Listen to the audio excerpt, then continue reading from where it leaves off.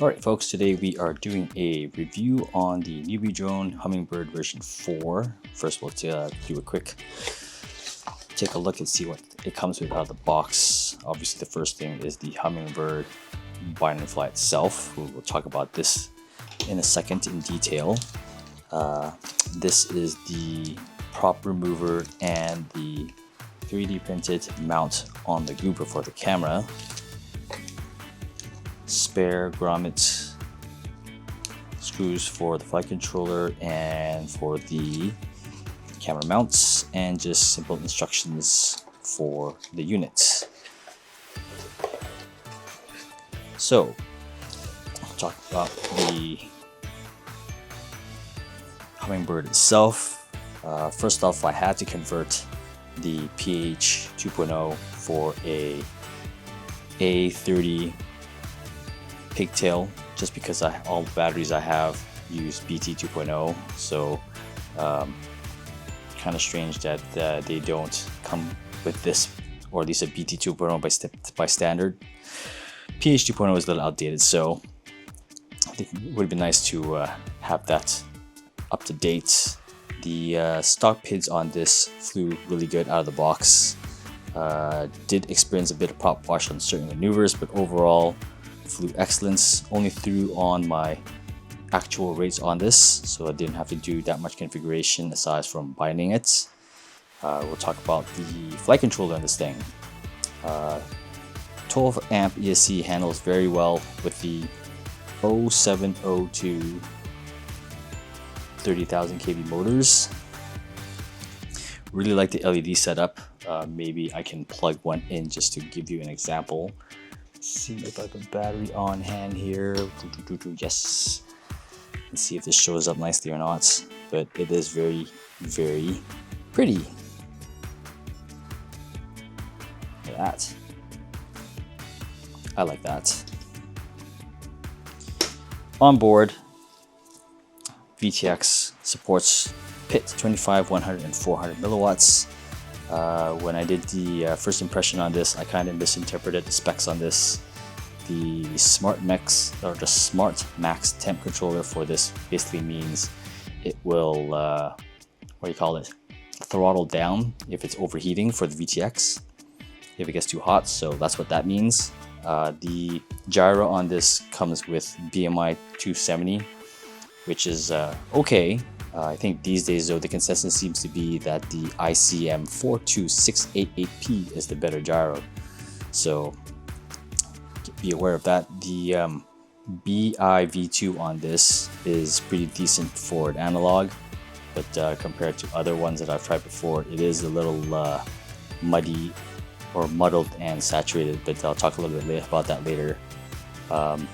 Flew pretty good on these ASICs 31mm props. They are one of the lightest out there, next to like I think HQ props.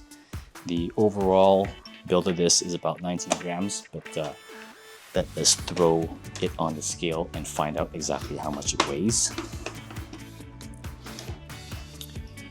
Okay,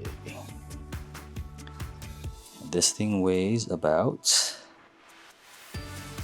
19.5, so pretty close to advertised weight. The LiteAF frame is very durable despite all the crashes I've done to it. You can see the abuse I've done given this already. What used to be white now looks green. So pros: out of the box, flies really good, no pid changes necessary. Lightweight and durable, haven't broken it yet. That saying, I have broken the LiteAF frames before on other builds, but for this one, I've flown it quite a bit and I have yet to break anything on it, to be honest, so not bad. Some things that can be worked on though on this, it does come with these unconventional JST 1.0 motor plugs. I guess in a ways of saving some space instead of the conventional 1.25 I think it was, but why not just direct solder this instead then.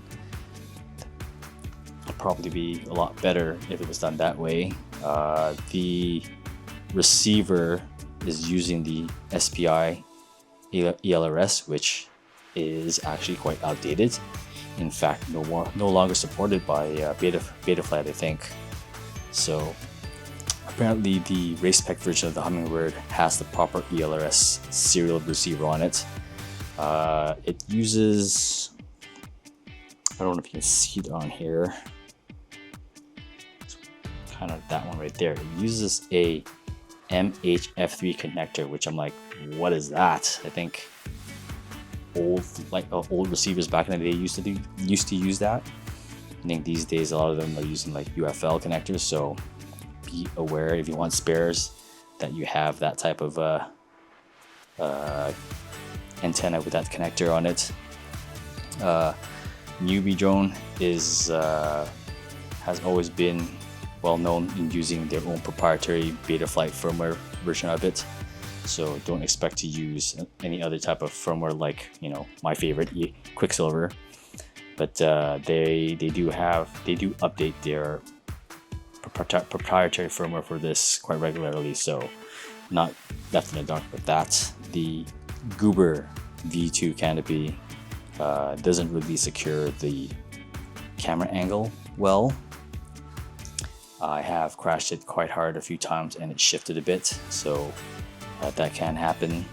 I think the Goober canopy in general is a little quite heavy compared to some 3D print versions, so you may want to change that if you get a chance. The MCU too on this, I think this one is still using the F411, when most flight controllers coming out these days are using G4 or higher than that. In fact, the race spec version of the Hummingbird comes with AT32, so I'm starting to think maybe I should have tried testing that nice bind and fly. And again, the power plug would have been nice to come with standard A30 or PT 2.0, but it comes with a gold-plated PH 2.0. I think it needs to be built, despite it being 19.5, could be or should be a bit lighter. I have been getting about 2 minutes, maybe if I'm lucky 2.5 minutes, off a brand new 300 mile 1S LiPo, which to be honest doesn't sound that long compared to a similar size running an HD0 or HD VTX setup that does about the same amount of flight time. So that's just my experience with this Hummingbird anyways. But aside from that, all in all, the Hummingbird version 4 fared very well outdoors, but like any tiny whoop, gets affected by breeze or wind quite easily, so keep an eye on that. This BNF is probably best suited for beginner flyers who don't want the hassle of tuning, as it flies very good on the stock pids right out of the box. Just throw in your own rates and you're good to go. So just to close off, I wanted to give a shout out to NewBeeDrone for sending me a unit for me to play around with. It's been a lot of fun flying this little guy around, and I hope to see some improvements in the next iteration. So for everyone else, thanks again for watching. Drop a like, sub, or comments if you fancy what you saw. Keeps me motivated in making more of these videos, and I hope to see you guys in the next one. Thanks again, folks.